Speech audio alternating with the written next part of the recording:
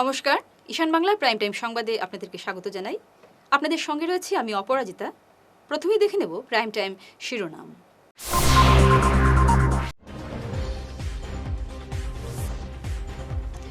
শনিবার দুদিনের বরাক সফরে আসছেন মুখ্যমন্ত্রী, চেক বিতরণ এবং মধুরা সেতুর শিলান্যাস।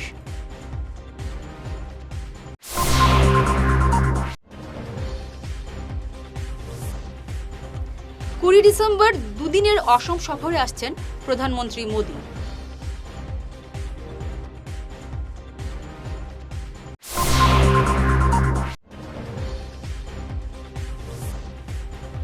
উচ্ছেদ অভিযানে বাধা দেওয়ায় অসম সংখ্যালঘু সংগ্রাম পরিষদের নেতা মুসাব্বির আলী গ্রেপ্তার।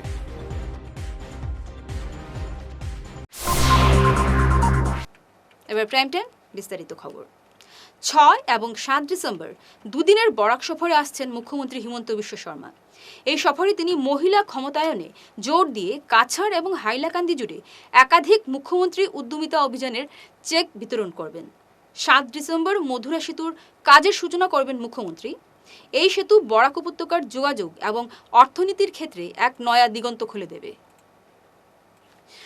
আগামী 20 ডিসেম্বর দুদিনের সফরসূচি নিয়ে অসমে আসছেন প্রধানমন্ত্রী নরেন্দ্র মোদী। 20 ডিসেম্বর গুয়াহাটির বিমানবন্দরের নয়া টার্মিনাল উদ্বোধন করবেন মোদী। 21 ডিসেম্বর নামরূপ সার কারখানার প্রকল্পের ভিত্তিপ্রস্তর স্থাপন করবেন প্রধানমন্ত্রী। এছাড়াও আরও একাধিক প্রকল্পের সূচনা করবেন। আজ সংবাদ মাধ্যমে প্রধানমন্ত্রীর সফরসূচি নিয়ে বিস্তারিত জানিয়েছেন মুখ্যমন্ত্রী হিমন্ত বিশ্ব শর্মা। 20 তাৰিখ গধূলি 4টা বজাত গুৱাহাটী এয়াৰপৰ্টৰ নতুন টাৰ্মিনেল মুকলি হ'ব, এৰো চিটিৰ আধাৰশিলা হ'ব আৰু গুৱাহাটীত আমি ফ্লাইট মেৰামতি কৰা মেইনটেনেন্স আৰু ৰিপেয়াৰিঙৰ এটা নতুন উদ্যোগ আৰম্ভ কৰিম গুৱাহাটী এয়াৰপৰ্টত। আৰু পাইলটবিলাকৰ কাৰণে ষ্টিমুলেটৰ ট্ৰেইনিং প্ৰায় 10,000 কোটি টকা বিনিয়োগ থাকিব এয়াৰপৰ্টত। উদ্বোধনৰ পিছতো মোদী ডাঙৰীয়াই এই গোটেইবিলাক উদ্বোধন কৰিব, বিমানবন্দৰ উদ্বোধন কৰিব, তাৰপিছত তেওঁ MROৰ আধাৰশিলা কৰিব, এৰো চিটিৰ আধাৰশিলা কৰিব আৰু ফ্লাইট ষ্টিমুলেটৰ ট্ৰেইনিং, পাইলট ষ্টিমুলেটৰ ট্ৰেইনিং, যিটো ভাৰতত মাত্ৰ 2 জেগাত এই ফেচিলিটি আছে, অসমত থাৰ্ড হ'ব। এই গোটেইকেইটা প্ৰকল্প মোদী ডাঙৰীয়াই 20 তাৰিখে 4টা বজাত গুৱাহাটীত আধাৰশিলাৰ উদ্বোধন কৰিব। ৰাতিপুৱা 21 তাৰিখে ৰাতিপুৱা তেওঁ নামৰূপলৈকে যাব আৰু নামৰূপত আমাৰ নতুন যিটো সাৰ কাৰখানা হ'ব 10,000 কোটি টকাৰ ব্যয়েৰে 12 লাখ মেট্ৰিক টন ইউৰিয়া বনাম, তাৰ তেওঁ আধাৰশিলা। উচ্ছেদ অভিযানে বাধা দেওয়ায় অসম সংখ্যালঘু সংগ্রাম পরিষদের নেতা মুসাব্বির আলী আহমেদকে গ্রেফতার করেছে পুলিশ। আজ রূপহীহাটে শান্তিপূর্ণভাবে উচ্ছেদ অভিযান চলার সময় ধৃত মুসাব্বির বাধার সৃষ্টি করে এলাকায় অপ্রীতিকর পরিস্থিতির সৃষ্টি করার চেষ্টা করেছিলেন বলে অভিযোগ। পুলিশ ঘটনাস্থল থেকেই তাকে গ্রেফতার করে নিয়ে যায়। বরখলার রানীঘাটে অটো দিয়ে ধান মাড়াইয়ের সময় আচমকা আগুন লেগে যায়। কৃষক রুহুল আলম লস্করের কয়েক হাজার টাকার সোনালী ধান অগ্নিকাণ্ডে পুড়ে ছারখার। তবে পাশের মাদ্রাসা পড়ুয়া এবং শিক্ষকদের প্রচেষ্টায় দ্রুত আগুন নিয়ন্ত্রণে আনা সম্ভব হয়, ফলে বড় বিপদ এড়ানো যায়। মারা যাওয়া দেখলাম ওটা দিয়ে। আচ্ছা হঠাৎ করে দেশের আগুন লাগিয়েছে। আচ্ছা মানে আগুন অটোর থেকে লাগছে? কেমন ক্ষতি কেমন হয়েছে? পুরা মালাও জ্বলি গেছে, গরিব মানুষ বুঝছো নি। আপনার নেই না না রুবুল দাম হইলো রুবুল তার একবারে এটা পানি ওটাও তারও দেখায় মানে আগুন আস্তা নিভিজে নাইলেই তো বছরের ফসল আপনারা কিন্তু আমরা দেখাই লাইব আস্তা বছরের ফসল এবং ও কৃষক গরিব মানুষ এখন মারা দিছে। গরিব মাইয়া, পুরা মারা আমি যায়। ওখানে আসলাম দেখি আর ওটার সময় মারা দে ওখানে গরিব মানুষ রুহুল কইয়া নাম তার মানে অবস্থা বছর ফসল লোক খেতের মানে ধান ও মারা পেটে এখন আগুন মারা ঘুমাইছে। দিছিলা তখন হঠাৎ আগুন লাগছে, আগুন লেগে সব জ্বলি গেছে। তখন দাঁড়র মানুষের মানে তৎপরতা লগালগ পানি দিয়া মাদ্রাসা ছাত্র সহযোগিতা গিয়ে আগুন নিভিছে।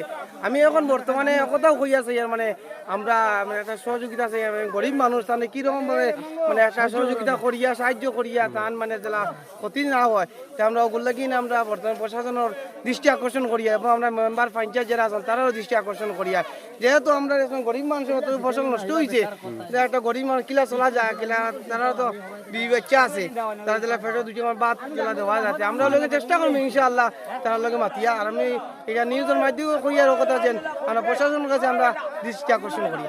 এটা যেটা দান জ্বলিছে এটা কোনো খাজো লাগতো না, কোনো কাজে লাগতো না, সব পড়ে গেছে। হয়ে গেছে এটা থেকে বাদ খাইবার কোনো আর যে অবস্থা হয়েছে তান মনে করে ওই একমাত্র মারাওয়ার নাই। মারাও তান দেওয়া তাসলা জ্বলি গেছে। সঙ্গে থাকুন, ফিরছি ছোট প্রাইম টাইম বিরতির পর। ঈশান বাংলা নিউজের বিশাল দর্শক ভিত্তির সঙ্গে যুক্ত হয়ে তাৎক্ষণিক পৌঁছে যান হাজার হাজার গ্রাহকের কাছে। কেবল টিভি, ইউটিউব এবং সোশ্যাল মিডিয়ায় একযুগে আপনার ব্যবসার ব্যাপক প্রচার। শক্তিশালী বিজ্ঞাপন দিন, আকর্ষণীয় ভিডিও তৈরি করুন আর সবাইকে জানিয়ে দিন আপনার উপস্থিতি আবশ্যক। নম্বর 1 ঈশান বাংলা নিউজ, যেখানে খবরের বিশ্বস্ততা আপনার প্রচারের শক্তি। ফিরে এলাম বিরতির পর। শুক্রবার ধলাইয়ের শিল্পপতি ও বিজেপি কর্মী কৃপেশ ঘোষ পালংঘাট মণ্ডলে বিধায়ক জনসংযোগ কার্যালয়ের আনুষ্ঠানিক উদ্বোধন করেন। উপস্থিত ছিলেন বিধায়ক নিহার রঞ্জন এবং মণ্ডল কার্যকর্তারা। বিধায়ক বলেন, সাংসদ পরিমল শুক্লবৈদ্যের আদর্শে এই কার্যালয় খোলা হয়েছে, যাতে এই অঞ্চলের মানুষ যাতে সহজে আমার সঙ্গে যোগাযোগ করতে পারে যে কোনো ব্যাপারে। এখানে আমি চিন্তা করেছি একজন মানুষ থাকবে সকালে বিকালে, প্রত্যেক দিন একজন থাকবে। মানুষের যে কোনো সমস্যা আসলে এখানে বলবে। আমাকে অনেকে ফোন করে, ডাইরেক্ট ফোন করলেও আমি রেসপন্স করি, কিন্তু তার এখানে যদি কোনো ডকুমেন্ট জমা দিতে চায় এখানে জমা দিতে পারবে। আমি মাঝে মধ্যে বসবো, আমি বলে দেবো সপ্তাহে আমি কোন কোন দিন এখানে বসবো, আমি কয়টা থেকে কয়টা পর্যন্ত বসবো, যাতে মানুষের সুবিধা হয়। আমি মানুষের সুবিধার জন্য আপ্রাণ চেষ্টা করছি, জায়গায় জায়গায় যাচ্ছি। আমাদের নেতা মাননীয় পরিমল শুক্লবৈদ্য আমাদেরকে রাস্তা দেখিয়েছেন, আমাদেরকে পথ দেখিয়েছেন, তার সেই পথকে অনুসরণ করে আমরা সবাই চলছি। পরিমলদা মানুষের সুখে দুঃখে সবসময় রয়েছেন এবং মানুষের কি অভাব অভিযোগ আছে সেগুলো অত্যন্ত সুন্দরভাবে উনি নিরীক্ষণ করেছেন। আমরা পরিমলদার সেই পথকে অনুসরণ করে এগোচ্ছি। আমি চাচ্ছি যে মানুষের কোনো যাতে কোনোভাবে যাতে অসুবিধা না হয়, তার জন্য এখানে অনেকদিন আগে থেকে আমি খুলবো ভাবছি, কিন্তু মানে এরকম ঘর পাচ্ছিলাম না যে যেখানে একটা জনসংযোগ কার্যালয় খোলা যায়। আমরা ইতিমধ্যে আমরা পেয়েছি আজকে আমরা এটার উদ্বোধন করলাম। উদ্বোধন হলো মাননীয় কৃপেশ ঘোষ মহাশয়ের হাত ধরে। এখানে আমরা সার্ভিস দিতে পারবো। আর এটা পালংঘাট বাজার অঞ্চলে আছে। আমাদের দলের কার্যকর্তারাও এখানে অনেক সময় বসে মিটিং করতে পারবে।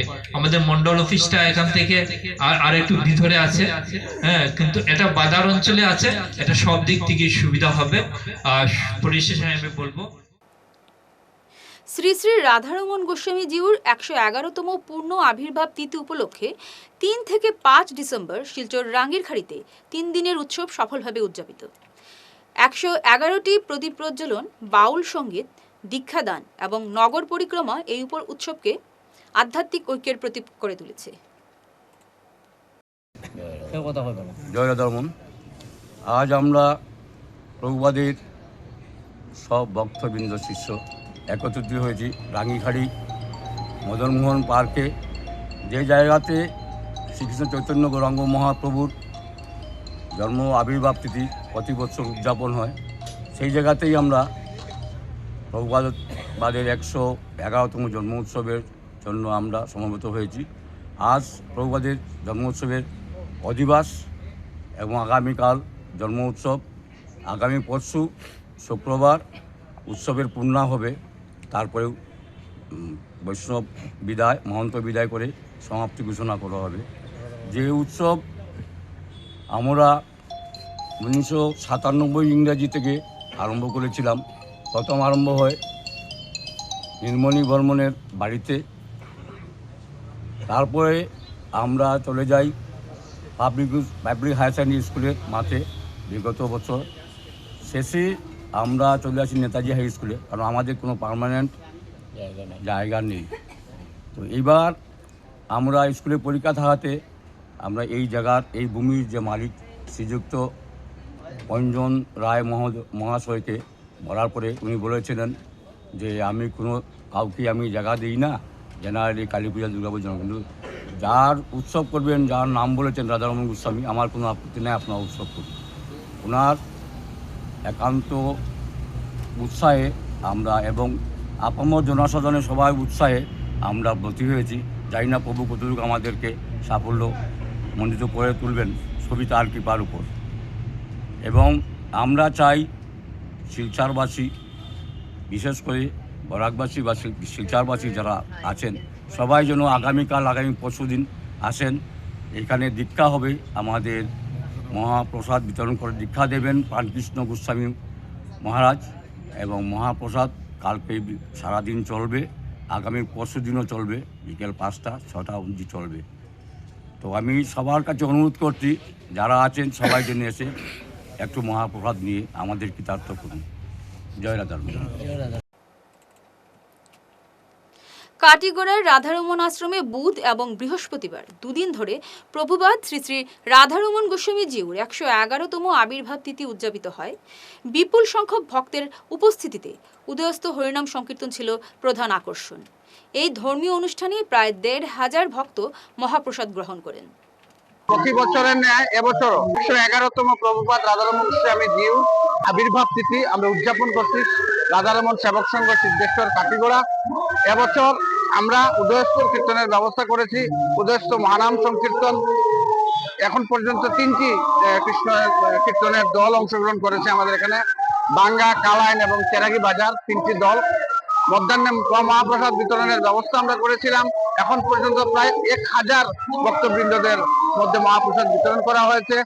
আরো অন্ততপক্ষে আরো 500 মানুষ ভক্তমহল এখনো রয়েছেন যারা প্রসাদ দিচ্ছেন।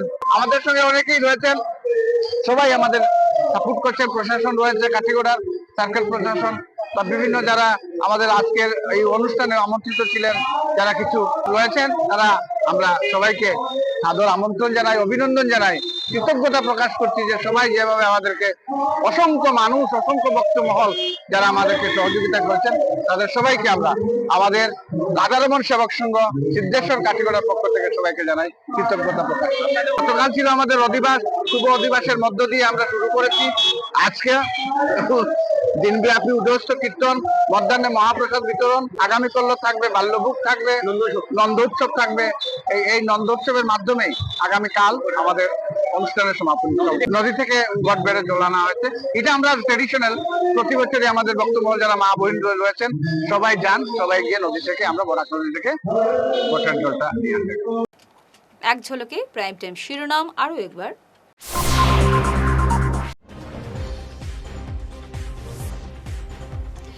শনিবার দুদিনের বরাক সফরে আসছেন মুখ্যমন্ত্রী।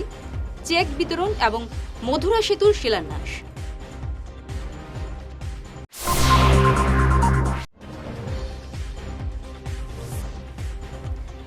ডিসেম্বর দুদিনের অসম সফরে আসছেন প্রধানমন্ত্রী মোদী।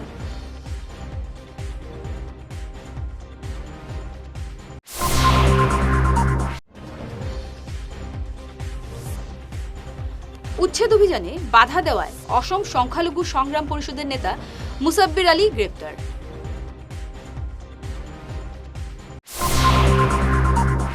ঈশান বাংলা প্রাইম টাইম খবর আজ এ পর্যন্তই। নমস্কার।